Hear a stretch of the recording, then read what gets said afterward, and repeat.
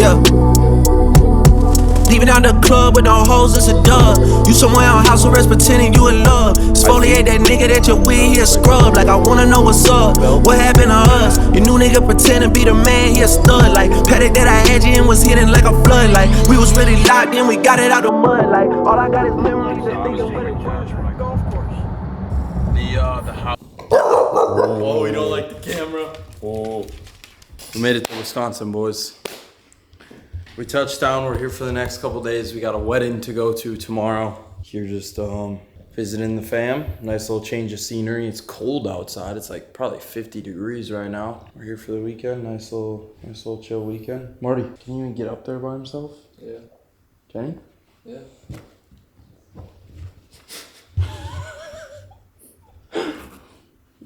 You sure? Oh, attaboy.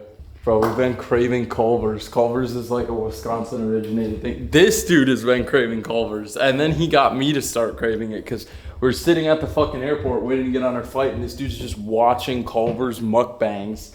And now I want that shit. So I think we're gonna go to Culver's. There's nothing in my room. I literally told my parents that I was gonna come home yet for like this weekend and then for like Thanksgiving and stuff too. They just decided to wipe my room bare to the bones. So we gonna have to sleep together, Skip. Well, why'd they leave your bed and wipe mine? Pissing moms, Josh? A business like that, generally speaking, is gonna be the easiest to reach through, you know, either a cold dial or a cold email, rather than like a social media platform, because majority of businesses like that are going to be a more sophisticated business owner who isn't going to be on social media as much as they are answering their phone or email, you know? So you just have to think about it from like the business owner's perspective and like what would be the easiest way to contact that business owner? Would it be through, you know, actually dialing his cell phone number or sending him an email? Or would it be like DMing him on Instagram versus, you know, some 18-year-old like e-com brand owner? It's like, is this dude going to be answering his phone or his emails, or is he going to be like looking at his inbox on Instagram? You know, most likely Instagram in that case. But a 40-year-old landscaping company owner is a different story, you know? So yeah, that help? Yeah, that helps. Thank you, man. We don't really have a gym to go to, but luckily we have a little gym at home. So we're going to get a lift in. Try to, at least. There's not much equipment, but we're gonna make the most of it. See what we can get in for upper body. I hit legs yesterday, so it's freezing up here. It's actually 59 degrees. I'm cooler than a cooler. Big shots out to my jeweler. Hit a lick, been rich ever since. Say chief social bro, that's a rumor. These broke ass niggas need tulips. I'm a rich ass nigga, hallelujah. Broke niggas, we see right through you. I bitch, chief social getting that. All of us, bro. Look. You don't know who Marlon is? I thought you heard about his great reset. He went off the internet for 7 days. Stage 1 was the crash out. What? And then Marlon. Marty's over there, but I don't know about Marlon. All right, boys. We tidied up. Hey, how are you? Ready for the wedding. Cemetery belt. Feeling myself, man. I'm ready to have some drinks. Celebrate the wedding, spend some time with the fam. It's gonna be a good evening. Going back to Honolulu just to get that Maui Wowie, that Maui Wowie. Going back to Honolulu just to get that Maui Wowie, that Maui Wowie. And I'm so high, and I'm so high, and I'm so high, and I'm so high, and I'm so high. My students call it Bergen. You want to know what they know? They go, how do you know B-res scales? I go, he's literally my little brother. He is. Oh, ow. Love me, No, it's no fat offense little. taken. I love me, your fat little. You can't boy. squeeze my cheeks anymore. There's Fat no little cheeks boy. to squeeze. There's literally not. There's no He's a cheeks to squeeze. Fat little boy. And post-wedding update, we're feeling Ben pretty and Brad's good. scales are hammered. Yeah. Any words of wisdom for the viewers? No. It's 12:30 at night. We're going to the bar, I guess. The wedding We're gonna was get fun. hammered. Bar is Yeah. called The Bar. Words of advice. If you are feeling like you're maybe down bad, drink more. It's not bad. That's not bad advice. Well, no, that is bad. I'm gonna be honest, that is bad advice. I wouldn't take that too literal, especially considering the fact we are a little intoxicated right now. But we had a good night with the family, with friends, with family we haven't seen in a long time, and we're going to the bar now.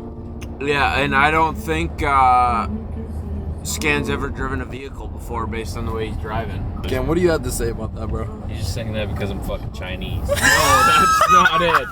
You fucking punching the brakes. Dude, I'm not used to this car. It's like a little faster than I expected. Like,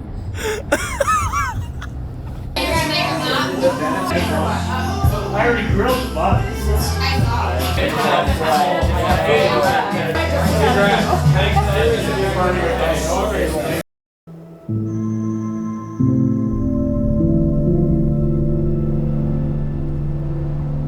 All right, boys. Over the past couple of weeks, I haven't updated you guys on my agency too much lately. I guess even over the past little while, but more specifically in the last couple of weeks. With the agency, we've been kind of making some changes. One being kind of downsizing the team, as well as two, downsizing the amount of clientele that we currently have. So I think over my past couple of years, even running a marketing agency and being in this realm of marketing online, the one thing I have learned is it's better to work with less clientele but higher quality rather than it is more clientele but lower quality. Because the biggest thing with like a lot of the bigger clients who generate more revenue, who actually like push your agency forward more, is they're always the clients that are easier to work with because they understand that it takes money to make money, as well as they understand like how everything works and that like real results take time. A lot of times, I think one major mistake we made with the agency was signing too many clients who weren't necessarily worth our time, because we would sign these clients and sure, maybe they would be paying up front, or maybe they would even have money to put towards ad spend, but they didn't understand the process of marketing and that it actually like takes money to make money, as well as it takes time to make money. So I think like biggest piece of advice I can give to you guys, even just from my experience over the past couple of years or whatever, or even more lately now that I'm realizing it, is to focus more on quality clientele rather than just volume of clientele. Now, granted, when you're starting out as a freelance brand scaler, building an agency, it may be a little different. I think it's crucial for everyone to kind of just go out and sign almost any client they can get. That way they can actually get inside of the ads manager, go through the process of a business relationship with a client, and actually just like learn the ropes of what it's like to be a freelance brand scaler in every step along the way, and just actually get that hands-on experience of what it's like to perform services for a business.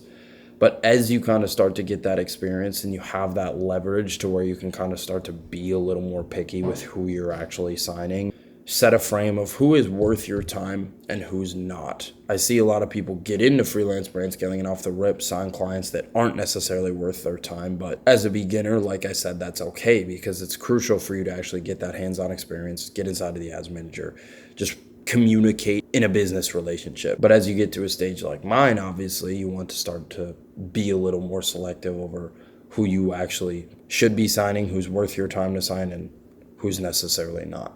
So that's what we've been doing with the agency lately, is kind of downsizing the amount of clients that we have, as well as downsizing our team, because it was like we were spending a lot of money on manpower, meaning employees, to perform all of the services and perform just like the workload for these clients that weren't making our business that much money. So what we did was we took a step back and kind of realized, okay, if we get rid of some of these costs, which were mostly being spent on employees, to sacrifice a little bit of revenue from the business of clients who are causing us headaches, I think that'll allow us much more time and much more mental clarity to be able to put forward towards these clients who are actually making our business money, and these clients that are actually going to make our business money long term. So that's kind of the pivot that we've been taking with that. But yeah, figured I'd give you guys a little update on how things are going with the agency. Other than that, everything else has been good. But it's the next day. It's Saturday now. Not too sure what we got planned for the day, but just getting some work done right now. All right, another quick thing that came to mind as well, a little piece of advice for anyone who's currently in this stage of like freelance brand scaler or even like agency stage. Obviously, as a freelance brand scaler, you know, you start off as an individual, and eventually over time, as you start to sign so many clients and have so much of a workload, you start to actually delegate some of that out and build out a full-fledged agency to where you have employees who do certain tasks within the agency for you. So for me, for the first year and a half, 2 years that I was even becoming a freelance brand scaler or was a freelance brand scaler, I was doing everything all myself. I was signing the clients, I was running the ads for the clients, I was managing all the communication between me and the clients. And it gets to be a lot of workload, especially once you start to sign 5, 6, 7, 8, 9, 10 clients. It's hard to manage all of those clients as a one-man team. So you kind of take that stage of branching into an agency and start hiring employees and such to actually work underneath you. So this came to mind because I had a student who just asked me literally just now, when do I take that stage of actually going and starting to delegate some of these tasks out, starting to delegate out client communication, actually running the ads or my sales process. And I basically told him, as soon as you get to a point where you're doing so many things for your business that are solely keeping your business afloat and not necessarily driving your business forward, that's how you know when you need to start delegating some of those things out. For example, let's say maybe it's even within your sales process, right? It's like you're booking in all these appointments of these leads that, you're reaching out to, you're getting booked in for appointments. And then it's like you're having to hop on all these closing calls with these prospects to just make an attempt to close them. And you're only closing half of them. So half of your time that you're hopping on those calls is just being completely wasted with these prospects when you could be doing other things like actually running the ads for your clients or communication with your clients or building out new funnels to drive your agency further forward. When you get to a point like that within your business, that's how you know when you need to actually start delegating some of those things out and having people do some of those tasks for you. So for me, I got to that point where, I had like 10, 15 clients and I was making like 30 or 40K a month. But in the back of my head, like I knew that I was literally a slave to my business, sitting at my desk from sun up till sundown, like not doing anything but working. And it felt good because I was making good money, but it was like I was so new to business at the time and new to freelance brand scaling. And what if I just start delegating some of these things out and hiring people to do some of this workload for me so that I can focus more on things like posting more content, building out new funnels, getting on sales calls, things that are actually going to drive the agency forward. So that's exactly what I did. And now obviously we're at a point where I'm running the full-fledged agency, and I just kind of gave you guys the update of how that's going and where that's at. But early in the freelancer stage, or maybe you're deep in the freelancer stage and have like 3, 4, 5 clients, whatever, and you're kind of trying to make that transition now, but don't know how or don't know when is the right time. Hopefully that helps. I know as well, a couple weeks ago, you guys saw the event that I launched, the 3-day live cinematic movie premiere, as well as the release of Scale 2.0. And wanted to give you guys a quick little update. Obviously, Scale 2.0 is closed now. But I wanted to give you guys a little update as far as how kind of everyone inside of Scale 2.0 is doing.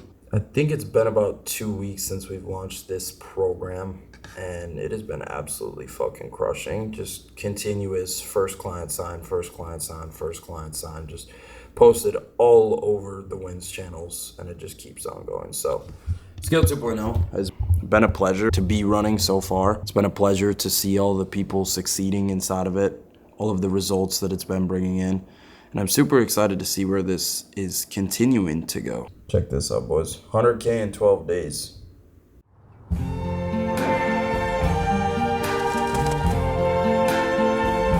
So what's it like coming back to where you grew up? Bro, I would say it's definitely cool to come back to where I grew up. One, not only to like see all the people like that were here from when I grew up, obviously all my family and stuff, but it's cool to be able to like look back at like when I lived here and shit and know now that like, I don't know, even like 3-4 years ago, like I was manifesting everything that I have today. And now knowing that I actually did it, like as like corny as it is to say how like proud my younger self would be of where I'm at now, but it also makes me realize how like achievable it is for anyone, because bro, like where I'm from, you guys have seen it now, whether it was in the 3-day live cinematic movie event, kind of the first episode coming back here, or even in this vlog, whatever. Like, bro, where I'm from is such, like, I hate to say it, but like normieville. Like, it's so like normal to just do everything by the book and not go and like try to do anything on your own and like create your own life, I guess you could say. It's just so like normal to do what's average here. Like, it's a population of 9,000 people, bro. You don't see it very often that someone goes out and tries to do their own thing and creates like some sort of reality for them that's worth living. So I think like biggest piece of advice is, no matter your current situation, you can make happen whatever you want to make happen become a reality. And it's not like I'm from like the trenches or some shit, or like I come from like a hard background, but even coming from a small town, you know, where my brain was supposed to be wired to think like, oh, go to college, get a good job, raise a family, have kids, like get married, and boom, then the cycle repeats with my kids. Like, I broke that pattern simply because I made the decision to try and do something myself and go do something that I genuinely enjoyed, that allowed me to create a reality that was worth living for myself. And now I literally like live the life that 3-4 years ago when I lived here I dreamed of living. So biggest piece of advice I would say is just understand that no matter your current situation, you just have to overcome the limiting beliefs that you are capable of doing it, and just do the things that are necessary to go and do it yourself. I see trees of green, red roses too. I see them blue. What was the total? 67, 76. Have a good night, guys. You too. This is devious work, bro. Second dinner of the day. Eating like shit. Yeah, literally. Peep that. Oh, Lord. Get a good bite. Get a good bite. Oh, yeah. Fire, bro. I'm gonna get active on this. Bro, this is so bad. I'm actually like doing so much cardio when we get back after New York too.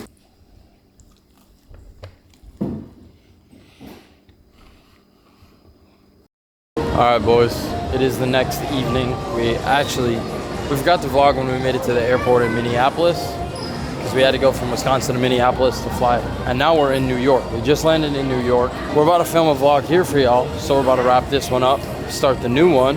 And yeah, that's all I got for this video. We're gonna catch you guys in the New York vlog. I'm hungry as shit, I need to go get some food. We're on like coming up on almost 24-hour fast by the time we eat, after eating at Culver's last night. So make sure to like, subscribe, leave a comment down below if you guys want to learn more about freelance brand scaling for completely free. Check out the top link in the description, and I'll catch y'all boys in the next video here in New York.